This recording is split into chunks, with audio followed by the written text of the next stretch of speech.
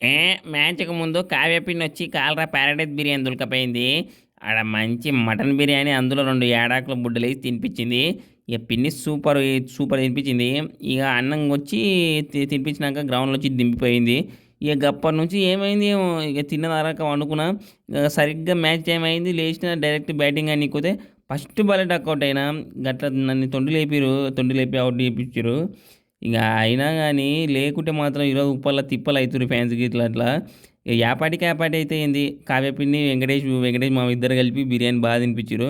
మళ్ళాసారి నాకు ఈ నుంచి హైదరాబాద్ ఇడిచిపెట్టి పోబుద్దయితలేదు. ఇంగా తిన్నాక లస్సీ తాపిర్రు. ఇంతవరకు మా టీమ్‌లో పరాగ్ అన్న ఇట్లా ఒక్క పాన్ గిట్ల తినిపియలే ఇంతవరకు. నాకైతే వచ్చేసరికైతే హైదరాబాద్‌లో ఉండాలనిపిస్తుంది. ఈడనే ఉంటా చూసుకుంటుండండి. ఇక నా వల్ల అయితే అయితలేదబ్బా! హైదరాబాద్ విడిచిపెట్టి పోను. ఈడనే మటన్ బిర్యానీ, 2 పూటలు లస్సీ గిస్సీ తాగుకుంటూ ఈడనే ఉంటా. స్కూల్ లేదు, గిది లేదు అన్నీ ఈడనే.